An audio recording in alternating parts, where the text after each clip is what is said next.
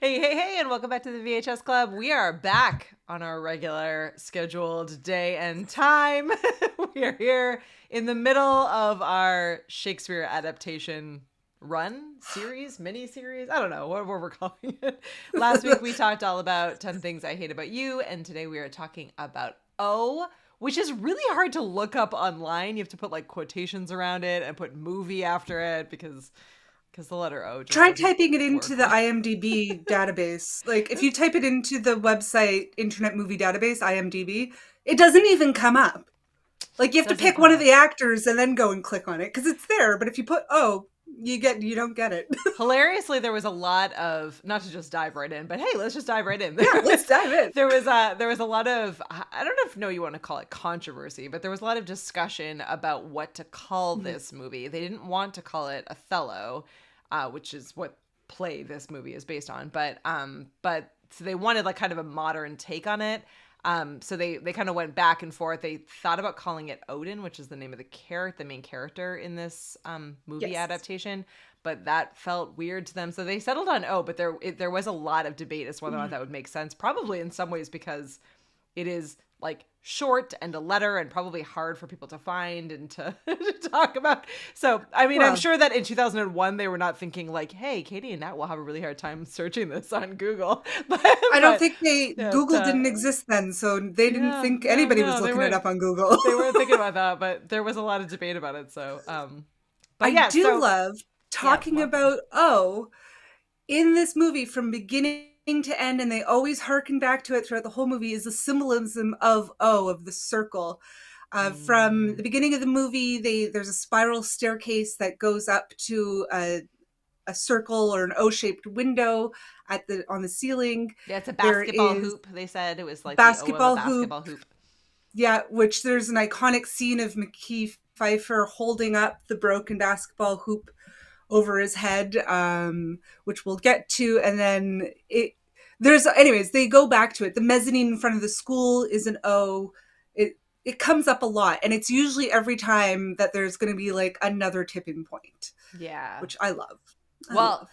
Official welcome. If you're brand new, you're hanging out here at the VHS Club. I'm Katie. This is Nat, and we are talking all about movies from the 90s, early 2000s, and some from the late 80s, but basically movies that you may have already seen before, but we're reviewing them anyway. Tonight we're talking about O, which is a movie adaptation of the Shakespeare play Othello. So if you haven't seen O, it's fantastic. And if you haven't read Othello, it's a really great way to get into Shakespeare. And Julia Stiles, who was in 10 Things I Hate About You, is also in this one.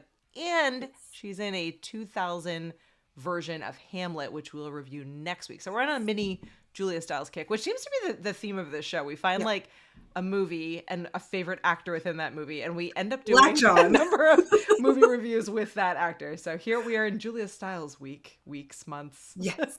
this run of it. But in true VHS Club fashion, Nat will go through the entire movie because I did not get around to rewatching it this week, so I'm gonna live vicariously through it. But I know pretty well, so I feel like we have seen it maybe a few times. Also, Othello is one of our favorite plays, and both Katie and I studied Shakespeare at university. So I was saying before, I'm like, between us, we have so many degrees like allocated to this Welcome to Shakespeare Talk with Professors Katie and Natalie. We are joined by our favorite moderator, Paul, hanging out in the live chat. If you are listening right now, either on the replay or you're out on your favorite podcast app, you can always catch us 9 p.m. Eastern on Thursday nights on YouTube if you want to be part of our live studio audience. It's a lot of fun just to chat and hang out with other people, and it gives you the opportunity to make some suggestions, and we feature your comments if you say something clever. So, Paul, we're leaving it to you to say all the clever things tonight. Let us know if you watched this one and what you thought. We'd love to hear it. But yeah, all right, let's dive in, Nat. Let's take us through this, what this movie is about and what the storyline is like. So first I'm going to start with the cast. Our cast. 90s, early aughts, Josh Hartnett. Mekhi Phifer or Phifer. I don't remember. I think it's Mekhi. I think it's like Mekhi. It's Mekhi or Mekhi. Yeah. Yeah, we're gonna butcher it. We're sorry. We love you. You're fantastic in this. I adore him. Literally, if I see his name in something, I'm watching it. Yeah, guaranteed. He's one of those actors that I'm like, I adore him. Also, yeah, he was but we can't say huge it or 90s spell it. So there's that. I'm blaming the brain fog. So it's true. It's true. We have Martin Sheen, who plays Josh Hartnett's dad in it. We have Julia Stiles. We have River Phoenix, which is Joaquin Phoenix's sister. No, not River. Not River. Summer. Summer. Mm-hmm. No, not Summer. Rain. It's Rain. There's a whole it's a lot of them. Clan of them. There is. Yeah. She also, I think, was in, or one of the Phoenix sisters was in Josh Hartnett's pencil stabbing through the eye. The Faculty. Faculty. I was like, pencil stabbing through the eye. Whoa. We just talked about this. We also have, again, Andrew Keegan. Yeah, Andrew Keegan back again. Everyone's favorite. Yeah, 90s heartthrob and former cult leader, as we discussed last week. Bold move for both him and Julia Stiles, because this, my friends, not a comedy. This super dark. No, dark. This is a tragedy, not even a drama. Yeah. And then we also have Eldon Henson, who played the best friend in She's All That. Yeah. So yeah, we're doing a lot of throwbacks. Yeah. So if you haven't this watched is all any of those other group. movies, it's that group. Go back to those reviews and take a look. But yeah, it's funny how many actors overlap in the time span of their. I mean, I guess it doesn't. Really it makes sense. It was the it crowd, right? The it crowd from this generation. Yeah. Halden was the geek, and she had Hartnett as the heartthrob, and Keegan as the heart. Yeah. Or Hartnett was not really the heartthrob in movies. He was cast as the weirdo. I know, but he was the heartthrob in real life. Yeah. Again, So in writing the notes for this, I put, if there were teen movie Oscars, Hartnett would have walked away with everything in this. Oh, yeah. Hard role, because not a likable character. So his character is based on Iago.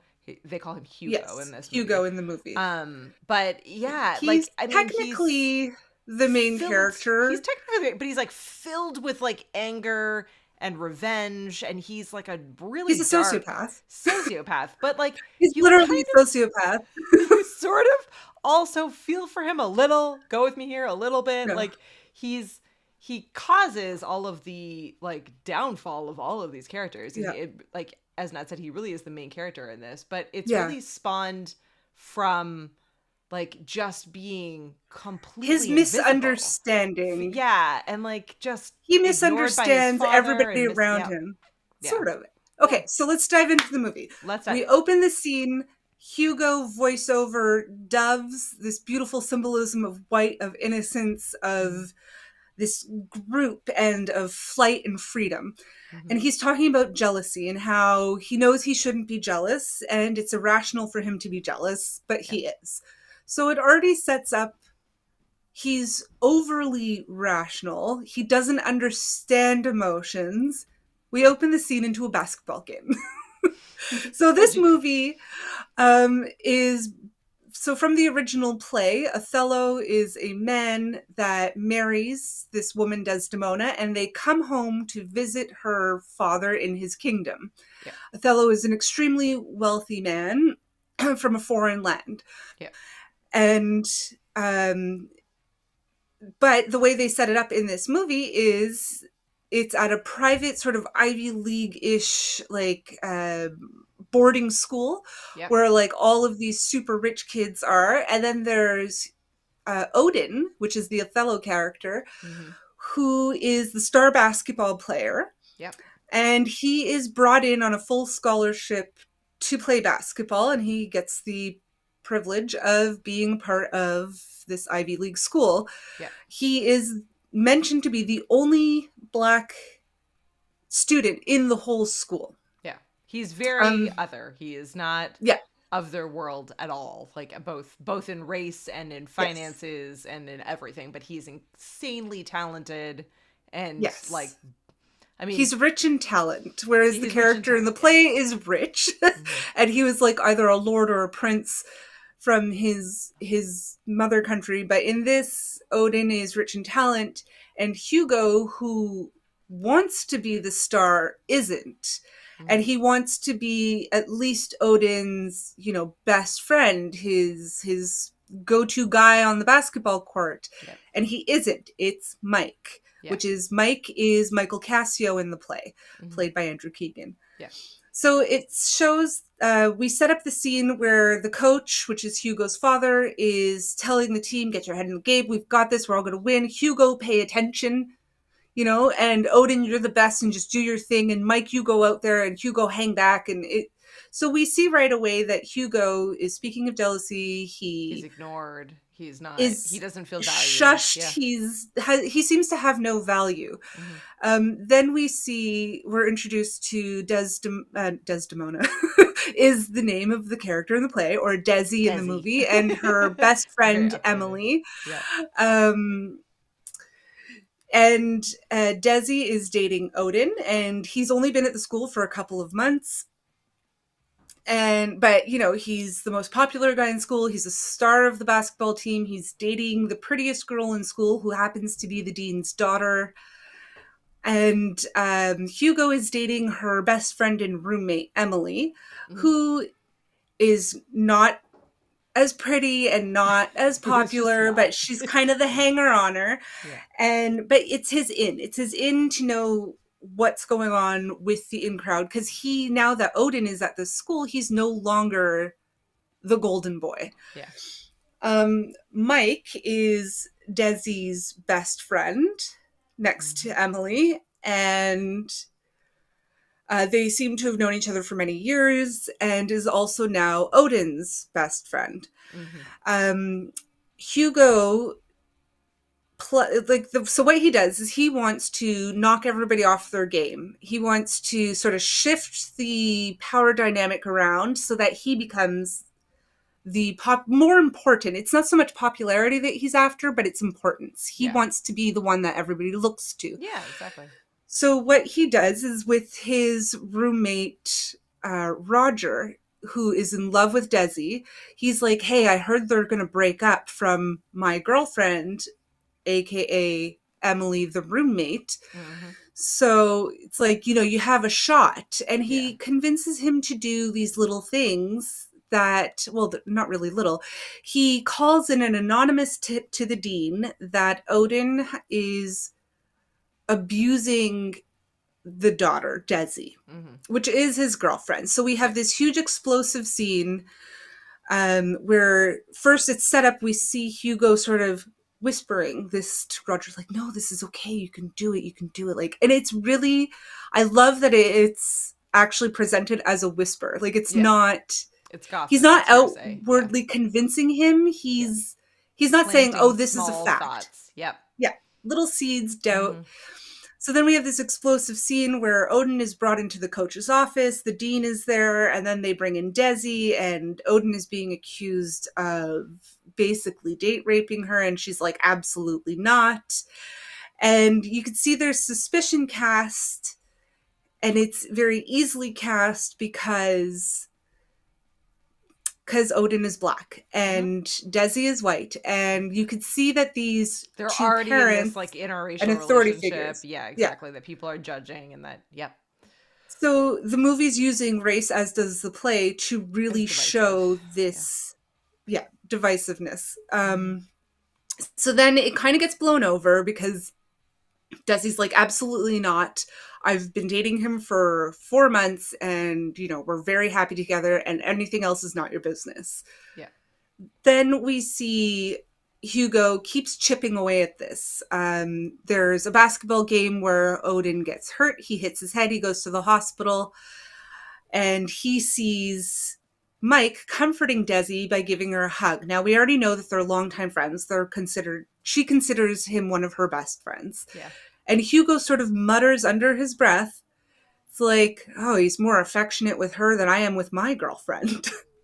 Which you could see his girlfriend is hurt, and she does confide into Desi later, like, oh, I wish he was more romantic. And Desi, she says right away, she's like, I don't really like Hugo. And she's like, well, why not? Everybody loves Hugo. And she's like, yeah, that's the problem. She's like, I don't like the fact that not a single person ever has anything bad to say. It just rubs me the bad vibes, rubs me the wrong way. Something wrong with this guy, yeah.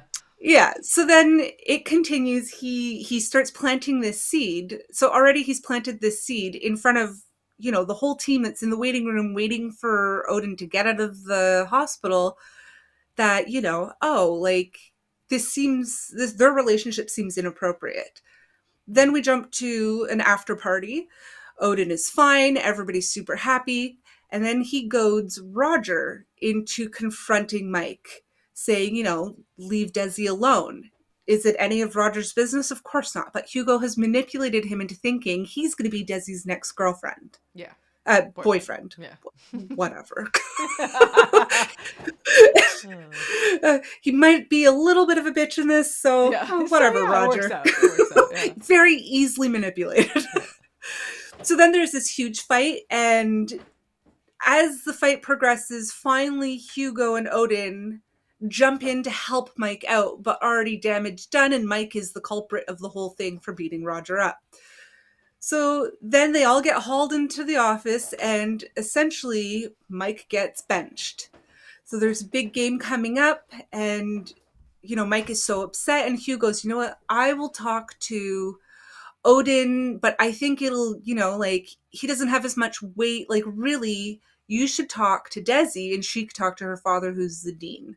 And he can basically say, put Mike back on the team. So while we're playing, you go cozy up in the stands next to Desi. Spend a lot of time with her. Really, convince her that her dad. Yeah, of course, obviously. But, high school kids. Not a lot of frontal lobe development yet. So he does. And actually this one scene, and this is where I was like, what Josh Hartnett can do with one look. So Mike is listening in. They're in a timeout, and the whole team is huddled, and the coach is coaching, and Mike is there, and Hugo just looks up at him, and he's like, you should go. And he doesn't say anything, but with that one look, and then of course Mike runs off to Desi, and he's in the stand, his arms around her. It's incredible. So then things start to devolve even more. So Mike is now off the team. Hugo is now in his place. So Hugo's it's getting better. It's becoming the Hugo show. Yeah. Yes, it is. Mm-hmm. But then there's another bump. Like, Desi's kind of in the way now. And so he starts planting this seed that he's already set up that, hey, maybe Mike and Desi are cheating on you, Odin. And he's like, yeah, there's no way. Absolutely no way. And there's this really sweet scene where he comes to visit her. He sneaks into the girls' dorm to see her, and he brings her his grandmother's scarf. And it's over 100 years old, this beautiful silk scarf, which I love because that's exactly the same evidence that they have in the play as well. It's also a silk scarf. So, and I have to say, this movie really does stick to...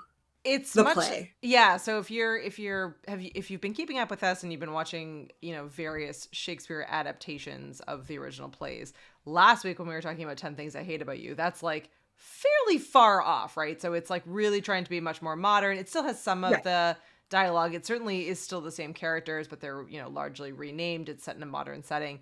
And then when we discuss in a couple of weeks, Baz Luhrmann's Romeo and Juliet, that one is like updated in appearance, but has it has guns instead of swords, and it is very kind of, it's modern, but it has all of the original dialogue from Romeo and Juliet. Whereas I feel like this one kind of falls a little bit in between, right? Because it has some of the dialogue from the play. It certainly follows the story almost to a T and has a lot of nods to it. Point. Yeah, it is. exactly. Yeah. And they basically have just taken it down into the world of teenagers and have also modernized it into high school varsity basketball. It's a nice in between, and it would have been very, very difficult to do because it's an intense play, and it is very absolutely a tragedy. It's horrific and from start to finish. So it does play with a lot of themes that probably, certainly at the time, and maybe even now, would have gone well beyond what a teen movie would have been about. So I think it was really brave of them to take this on. I think they did it really well.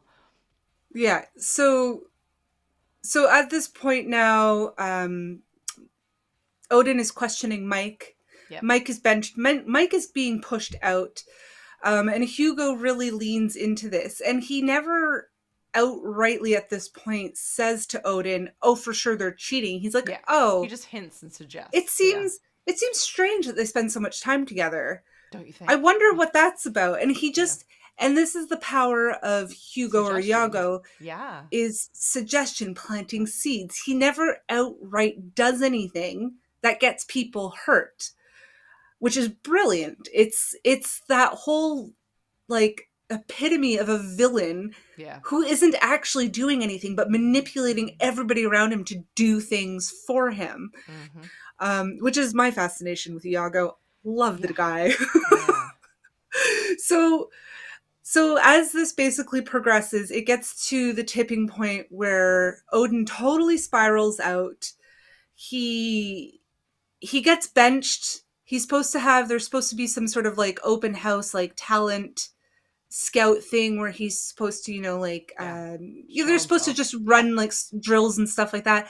And he totally spirals. He ends up connecting with a drug dealer to give him a bit of an upper so he could get his head in the game, which like high schoolers taking drugs for anything is terrible. People taking drugs for anything is terrible. It's not going to help you out, and it doesn't. And he spirals. He gets, I guess that stereotypical roid rage, like steroid rage. And he absolutely loses it. He's doing this dunking competition. He dunks the ball, but he does it so hard, and it's actually so unbelievable.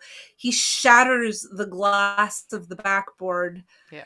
And there's this scene where the crowd is going wild, and they're like, "This is our star player," but he can't let go of this doubt that Hugo has planted in him completely. Yeah.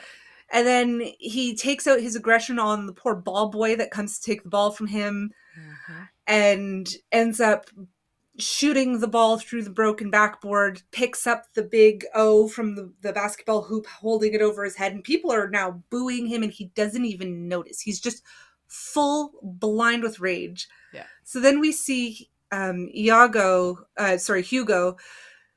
is with him later. They're in his dorm, and he's like, "You know what? Like, let's figure this out. I don't know what's going on. As far as I know, it's only like hearsay, but I'll invite Mike over and let's see what he says. You can hide out on the balcony and I'll talk to Mike and we'll see what's happening."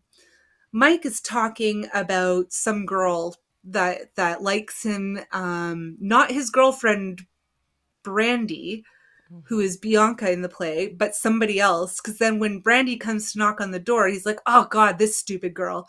So the whole time that Mike is talking about this girl that wants to hook up with him and has crazy sex with him and follows him around everywhere, Odin believes that he's talking about Desi. So now everything is fully broken. Mm-hmm. And we have this beautiful scene where the shot is panning up this spiral staircase and spinning. So it's it's very physical spin control. Yeah. And it's spinning up towards this window. And you hear the guys are, plotting revenge. But again, Hugo is just like, "Well, what do you want to do?" And then finally he gets pushed into the point where Odin is like, "I'm going to kill them. I want to kill them both. They both need to be dead." And I I know, remember which is kind watching of this like, the first this time. escalated quickly. Like, he just goes, yeah. I remember watching it the first time. I'm like, okay, I know Hugo takes that very seriously. He's Yeah. like, he takes it literally, but I'm like, but was he like, you know, when you're, especially when you're a teenager, you're like, oh my God, I want that person dead. Yeah. Like, I'm like, did he take it literal and Odin maybe not meant it literal? But then Hugo puts a whole plan. He gets Roger, his little lackey. They're gonna distract Mike. Like they're gonna basically carjack him and like shoot him, make it look like a suicide. His girlfriend Emily has stolen the scarf, which that was a whole thing. Like Odin's like, where's the scarf, Desi? And they have this huge fight about it and she can't find it. And she's like, I'll just find it later. And she keeps brushing it off, but it's super important to him. Yeah. And so basically now they come up with this whole plot. Odin is going to go and kill Desi before the game. And Hugo is going to stop on the road with Mike to see a broken down car, which will be Roger, who's going to shoot Mike and make it look like a suicide, and they'll plant the scarf on him. Mm-hmm. When they stopped for the pulled over car, Roger being like the loser, The unfit worst. Yeah. guy screws it up because obviously the varsity athlete is like, you know, goes into fight mode, takes this kid on, gets the gun off of him, tosses the gun away. So then Hugo panics because none of this is going the right way. And Roger basically calls Hugo out like, this was all your plan and it's going wrong. And Hugo smashes Mike over the head with a tire iron. Roger picks up the gun and shoots him, but doesn't shoot him in the right place to make it look like a suicide. Hugo is spiraling out now because he's losing control. His hubris literally made him think that he could do this all ridiculous this. plan would work. Of course it didn't. So then he ends up shooting Roger because now Roger's a problem because Roger's now lost it. He's like, I can't believe I did this. I can't do this. I'm gonna go to jail. My father will never forgive me. And then Brandy pulls up and Hugo's like, okay, good. I'll get her on my side. And he's like, oh my God, Roger shot Mike. And she's like, nope, you did. Gets in the car and pieces out back to the dorm. The only sane character in this movie. She's just like, see ya. Right? Yeah. She's like, oh my God, there's no way you did this. So then he chases her back to the dorm where Odin confronts Desi and then kills her. Yeah, and then, like, just a horrible scene from start to finish. Like, yeah, because like he's still on this like. Well, he loves her. He's totally outside he knows of himself. He screwed up the relationship. Yeah, he's. I did leave one scene out where he and Desi go to a hotel to have their first night together, and it's their first time together. But Hugo had planted in his head, he's like, oh, you know, white girls in an interracial relationship, they actually just really want it rough. And he starts planting all these horrible racist stereotypes in his head. Yep. So then when they have the romantic moment, it actually becomes date rape because it's incredibly violent. Yeah. It's horrifying. And I can't believe that God love Julia Stiles. I don't know how either of them acted it out, to be honest. It was horrifying. Hard to watch, painful to watch. Yeah. Very. Because you know they love each other so much, and that is very well set up through the movie as well. Like how genuinely they love each other. So so he knows that after, like, he feels in the moment where he's killing her, even though he loves her, he knows he can't come back from anything that happened, which like isn't true, but you have this fatalistic, like, I blew up my whole life and this is the only thing I can do.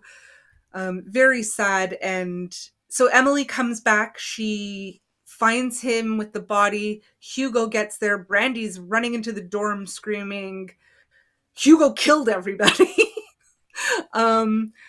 Hugo now has this gun, and Emily's like, and basically we're at the point where Hugo's like, I can still spin this. Yeah.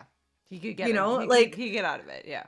Like, Brandy's hysterical and female, and Odin obviously killed Desi because he did.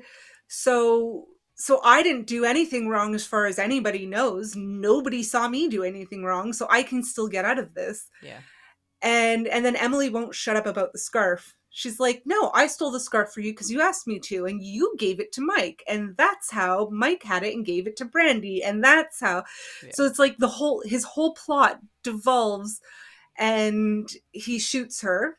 As in the play, exactly the same thing happens. His wife finally finds the courage to be like, wait a second. No, I'm ratting you out. Done. Yeah. Exactly. And then he stabs her. That's one thing in the movie I wish they had kept it to stabbings instead of shootings. Although much more violent, but well, maybe not much more violent. I'm like, well, it is an American high school. Isn't that kind of a thing that happens almost every day? Yeah. I don't get it. It's anyways, I get it. And like they do show in the movie, guns are very accessible. The movie really made it a commentary on race and privilege and like white privilege. Yeah. And accessibility for people with money. Yeah. Yeah, multiracial. Not diversity, divisiveness is the word I was looking for. Divisiveness. Yeah. And the movie really brilliantly not just followed the play, but put it into our modern society where like all of these things are very omnipresent, like that we deal with all the time and we witness all the time. So yeah. Anyways, finally Hugo gets arrested because they're like, well, at the very least, you shot Emily, and several people saw that. Some rando called Jason, don't know where he came from, but his name came up at the end of the movie. Way to go, Jason, we see you. Yeah. Yeah. And it does say in the play that Hugo was only tried for his wife's murder because it's the only one that was witnessed. Yeah. And yeah, so I mean, and that's how it ends. And the thing is, in my opinion, Hugo, when he's being arrested, he's not upset at all. He's calm, rational. Yeah. Well, I mean, he's a sociopath. We know this. We see this, but he's proud because he did it. Like even though he's arrested and he's going to be tried for murder, he is now the center of attention and he eliminated all of his competition. Yeah, he did everything he set out to do. Yep. He did. He won. Yeah. With words. With words, y'all. He was real serious with those words. Yeah. Words as a weapon. I mean, so that's the play. And now there are a lot of themes to touch on. Like we've mentioned race. And in it, so at the end also Odin is like, tell them my story. And he's just ranting now out loud. Yeah. He's like, tell them my story. I didn't do this because I'm from the projects. I didn't do this because I'm from a lower income family. I didn't do this because my mom was a crack whore. None of that's true. He's like, I did this because of this white prick right in front of me. He's like, this white prep school bullshit in front of me is why this happened. And it's true. Yeah. Yep. Well, I mean, all in all, a very depressing movie, but I think a really poignant movie. And one thing we should mention, even though it's horrible to mention and to deal with it, there were very few. We usually call this segment fun facts. There were no fun facts about this movie. There are no fun facts about this movie. It's just a sad movie. But to start off, though, we didn't know what day it was today until 30 seconds before starting to film. So continue. So today is Thursday, April 20th, 2023. And it was this day exactly 20-something odd years ago where the Columbine school shooting happened, which actually was one of the main reasons why this movie was not released as planned. So that particular school shooting happened in 1999, April 20th, 1999. The movie was filmed in 99. The movie was filmed and was planned to be released in 99. It did not it got shelved and actually got picked up by a different studio 2 years later. So it didn't actually get released until 2001. So it is interesting to kind of talk a little bit about as horrific as that is. And it's just like, terrible. I mean, both Natalie and I remember this moment vividly, as we've remembered, all hundreds of school shootings since, unfortunately. Oh God, yes. I think it does make this film very different. I mean, it would have, it would have released in a different world prior to that school shooting, or had that shooting never happened. I think certainly on the other side of it, it is interesting. I will drop this into the show notes following this episode, but Ebert did actually rate this film pretty well. I believe it was 3.5 out of 4 stars. So for those who don't remember, Ebert was very the famous movie critic. Whatever he said basically went. So everybody respected him. It was fairly critically well reviewed, not necessarily critically acclaimed, but certainly well reviewed, and got a lot of positive feedback when it was released. But it did not, I would say, perform well as far as box office numbers go, or overall visibility. And I do wonder how much of that was just bad timing, unfortunately. Came down to people just did not have the appetite to be able to watch something that was this divisive and this depressing, and and this a reflection of basically what was happening at the time that new too. I don't remember hearing about school shootings. I mean, again, I'm Canadian, so but when Columbine happened, it affected everyone. High school. Everywhere. We got evacuated immediately when it hit the news. The whole school. A lot of schools were evacuated and sent home. We had the bomb squad come in and check the school. The SWAT team was there, everything. And then following that, every time some kid said boo or I hate someone, the cops came in, the bomb squad came in, everybody went. It was a pandemic. It was a pandemic at the time. It became this insane thing. Well, of course, it still is. But this was the first time we heard about it on a global scale. And unfortunately, it seems to have popularized since then. But I think when the people who made this movie, and it takes a long time to write a movie, to adapt a screenplay, to get the funding, to get the producers to... based on a play that is hundreds of years old too, as well. So I mean, there's centuries for that. Yeah. So whether Shakespeare wrote it in 1601 to 1603. They're not quite sure what year he wrote it, but these themes, they didn't see that this was happening. Adapting it to have guns, I honestly don't think anybody making this movie was like, oh, well, this is commonplace, let's do it like that. I think it was shelved and canned essentially for a reason, because it was so shocking that they made this movie that hit so close to home. They didn't know what to do with it. Which is interesting, and we'll get to it later. And I don't actually have the information in front of me, but actually, we probably could pull it up really quickly. But I would be curious to see when Romeo and Juliet was released, because that one, is not... I mean, I feel like everyone knows the story of Romeo and Juliet. 1996. Probably. Okay, there you go. So Romeo and Juliet certainly has a lot of gunplay in it in Baz Luhrmann's adaptation of it. But again, that would have been before Columbine. Pre-Columbine. So it is interesting to see, and again, that one, I mean, so is the play. So not like that one is made into a teen movie versus a very adult play. That one was certainly, about teenagers, but yeah, it is. I think that they did a really nice job of it. I think, and we were talking a little bit about this, and I don't want to get too into the weeds here on it, but there are a lot of really fantastic articles talking about, kind of race and otherness in this play and in this film adaptation. And I think that they did a really nice job of modernizing it. I mean, there's a lot of kind of... At Shakespeare's time, otherness would not have been, black versus white. It would have been, a really different type of otherness. From a different country. From a different country, right? So I think... somebody with a different accent. Otherness was very broad back then. Very broad back then. And I think that they did a really nice job of really making it feel very...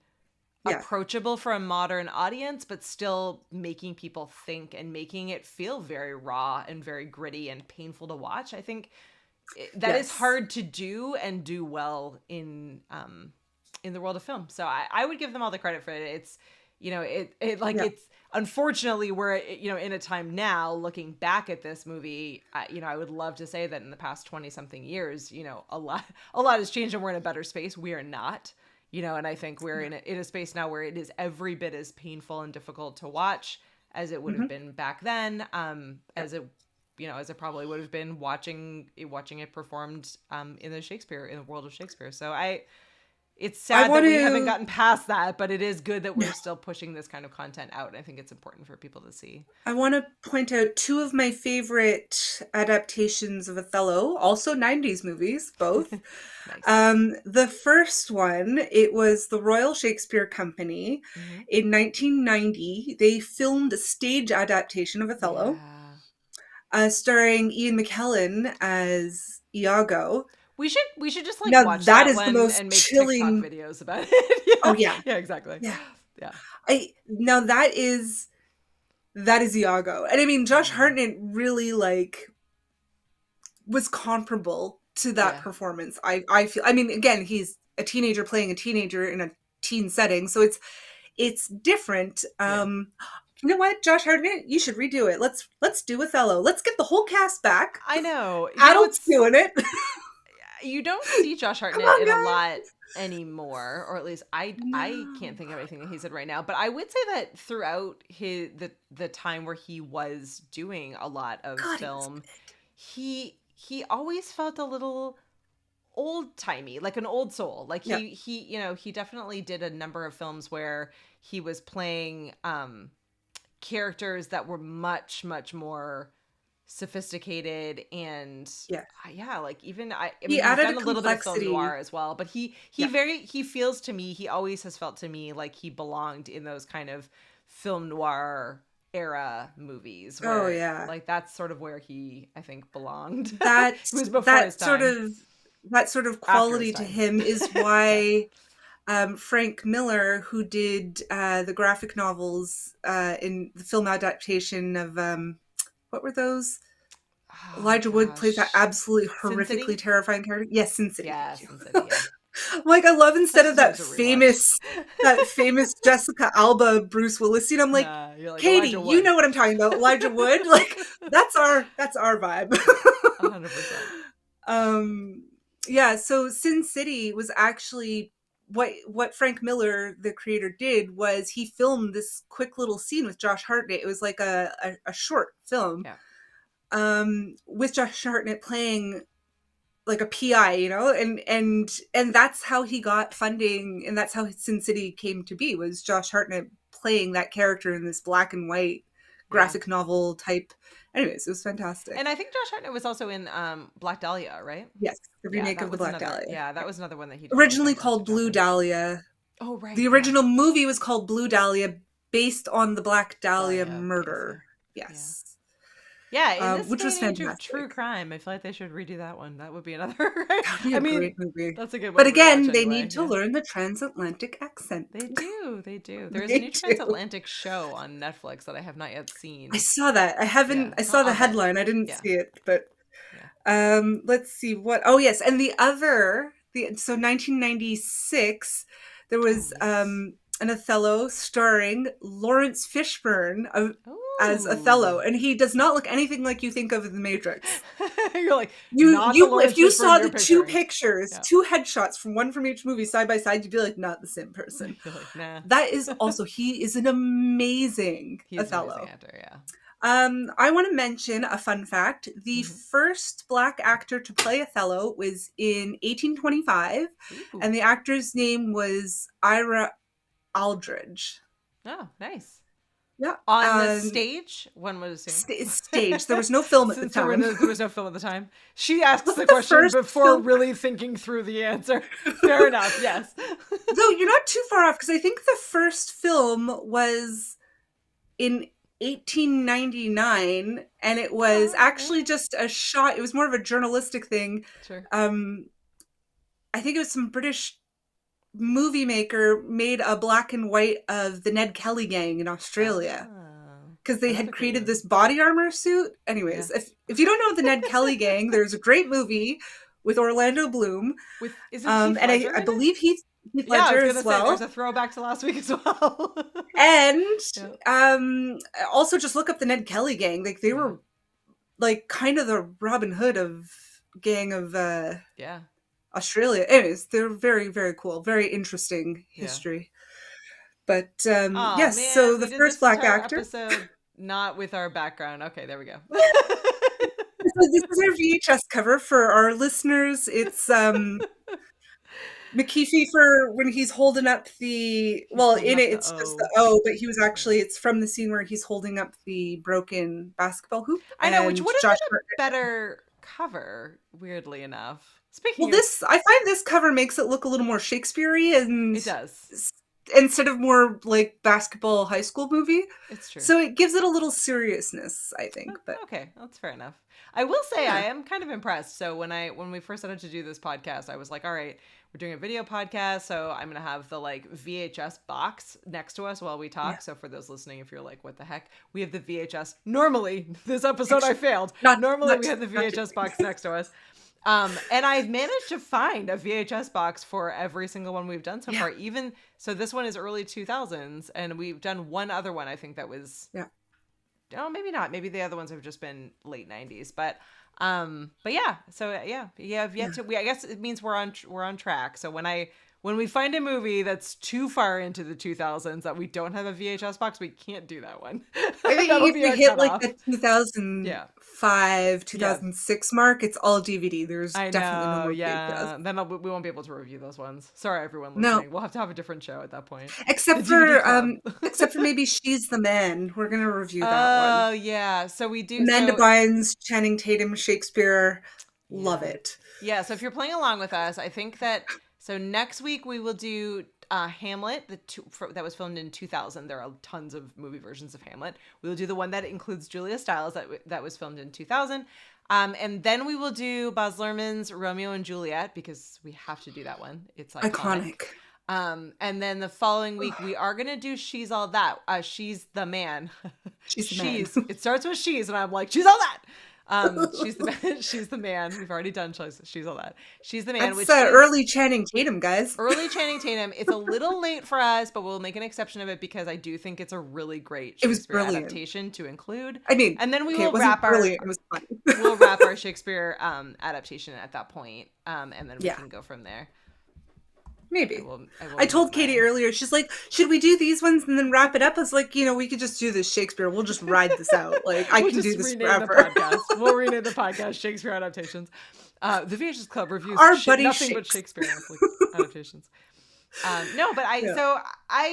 We didn't discuss our potato reviews before we jumped into this we one. didn't. Well, I think you know my opinion about I know. You know what? I promise you, listeners and viewers, that one of these days we will review a movie that has like 2 or 3 or 1 or no potatoes.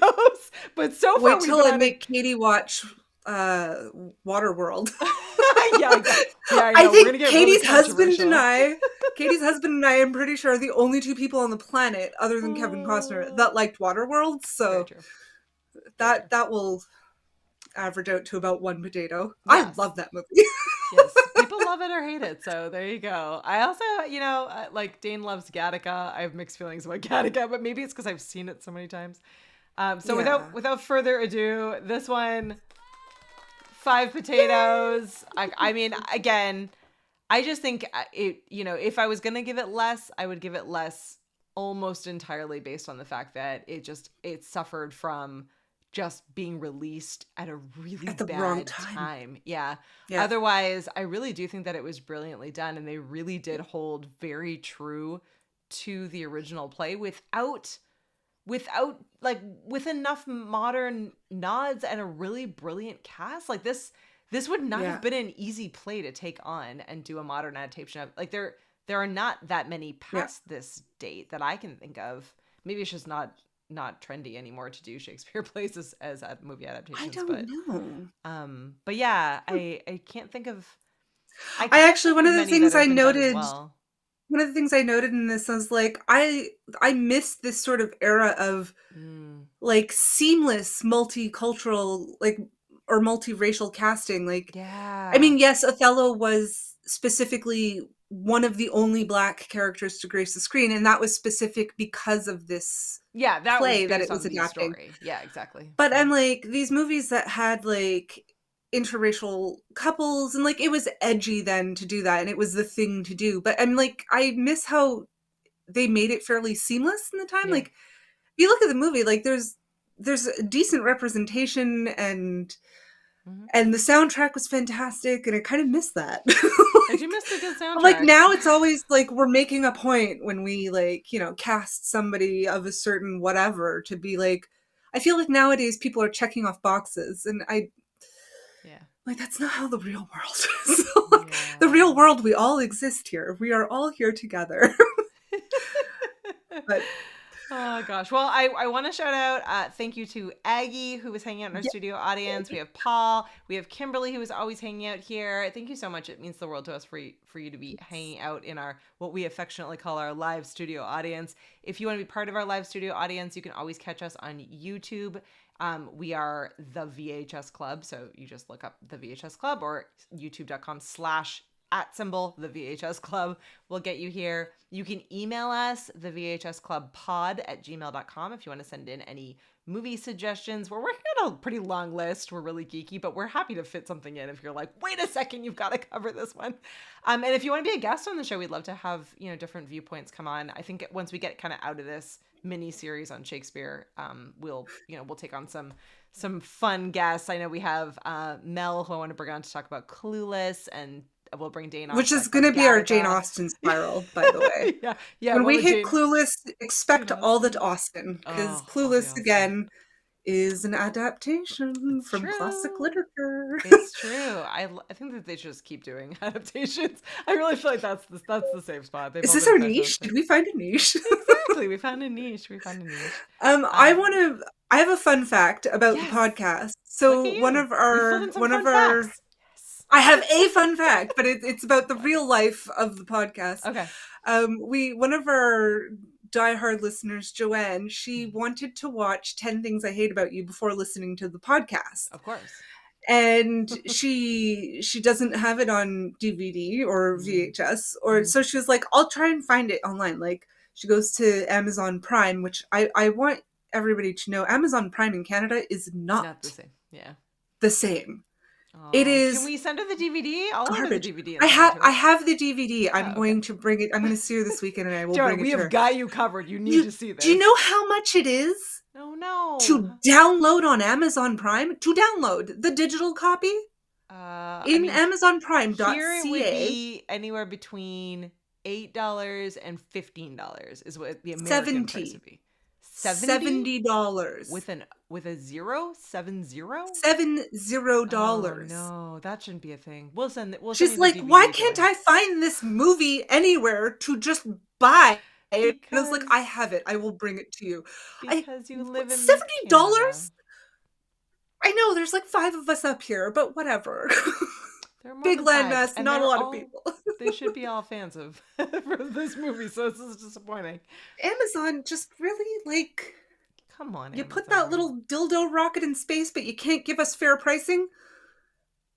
Today's thoughts on future space travel brought to you by Natalie. Dildo rocket.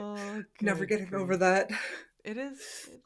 Yeah, so fun fact, some of these movies you cannot find, so if you don't remember it, you're just going to have to rely on us. On this show. Yeah, exactly. I will say the only one, I mean, granted, in the States it's a little bit easier, but I own, I think, every single streaming service one way or the other, but the only one I've had an issue finding was Pump Up the Volume, and I know that Tom said the same thing when he was trying to find it. We both had to watch it in, like, clips on YouTube.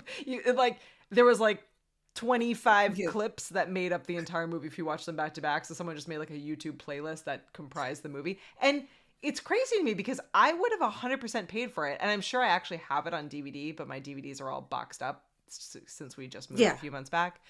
So yeah, maybe I'll do, when I finally get around to actually building some shelves to put up my DVDs, I'll do an unboxing.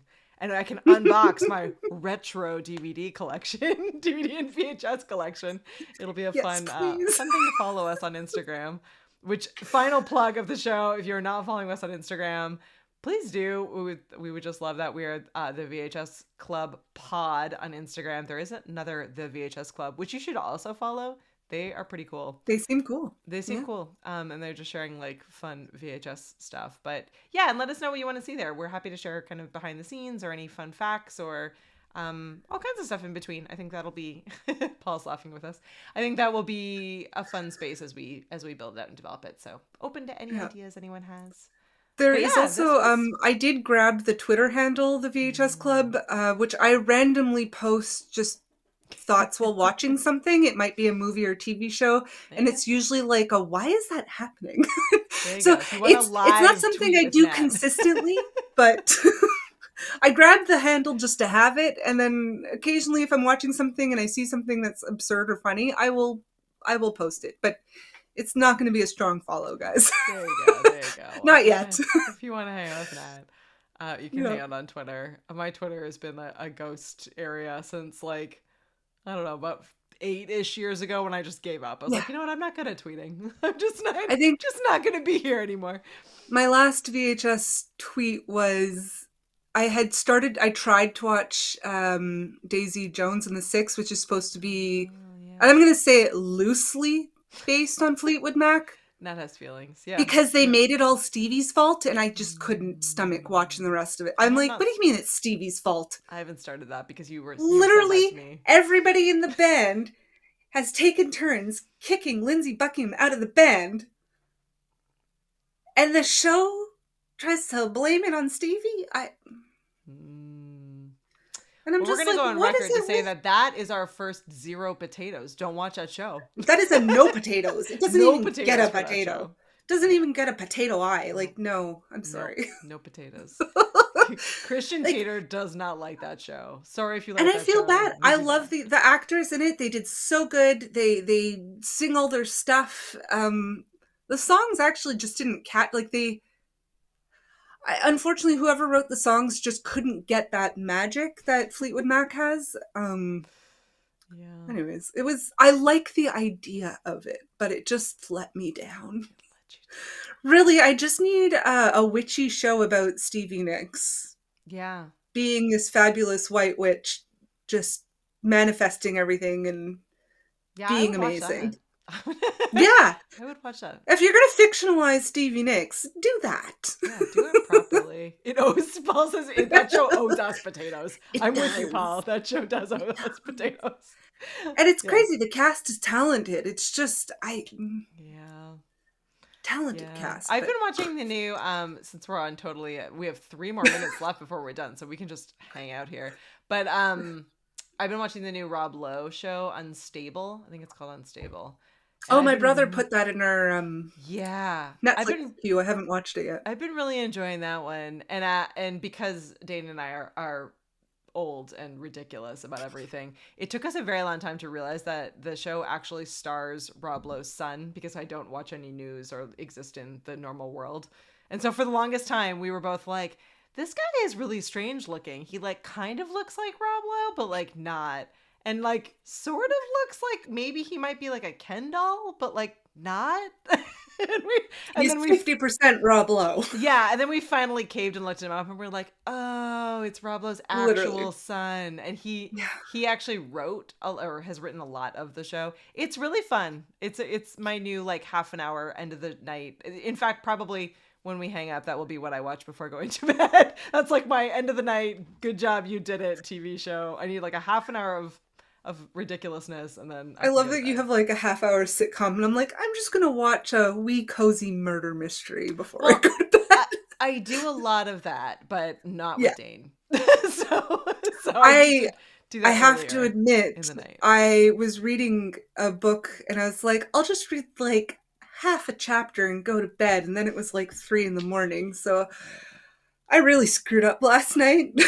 So tonight I'm probably just going to go to bed after this podcast. Good call. Well, we did it. You all. We made it for a full hour, even though this movie was hard to watch, but in like all of the best possible ways. So if you're looking for a movie that gives you all of the feels and makes you think and challenges you, this is the one. It is called Oh. It was released in 2001. It stars an all-star cast, and we gave it really good ratings. So give it a check out. If you want something a little lighter, then go back to last week and watch 10 Things I Hate About You. Or if you're looking for something, it's maybe a little bit in between, join us next week. We're going to talk about Hamlet, which is definitely still a tragedy. But in some ways, I think that next week's version of that, the 2000 release with Julia Stiles, is a little easier to watch than Othello. But we'll talk about that next week. It has less gunplay. Not about a sociopath, so that helps. There is something very, very dark. Mass murderer. Yeah, there's something very dark and deep about Hugo/Iago in that there's something about like the concept, and I'm sure this exists every day here in the real world, but there's something with the concept that someone can talk you into doing really horrible things that you would never think yourself capable of, and there are many people in jail for it. Scary. Yeah, I think that's what makes him Charles Manson vibes. Charles Manson vibes with this one. Yeah. Charles Manson vibes. But yes, on that note, thank you so much for joining us. Sleep tight, guys. Yeah, exactly. So this movie, 5 Potatoes. Join us next week. Same bat time, same bat channel. We are here on YouTube if you want to join us live, 9 p.m. Eastern on Thursdays. If you can't, no worries. You can catch the replay. We answer all comments and questions. We answer all emails, and you can find us wherever you get your favorite podcasts by Friday. So hopefully you will listen and let us know what you think. Leave us a review and send us all your movie suggestions. I forgot to mention, guys, you have to check out the show notes because there's this TV show in the 80s called The Kids of Fame, based on the movie Fame. And there's this one episode in season 1 where they put on Othello and they do a song called Desdemona. Katie will link it in the show notes. It's the best thing ever. Yeah. Best thing ever. That's a nugget. I have it in my head at least once a week. That's a nugget for just you all. I will drop that in tomorrow when I release the episode, and hopefully you enjoy it as much as we do. And from us here to all of you, we'll see you next week. Bye, everyone.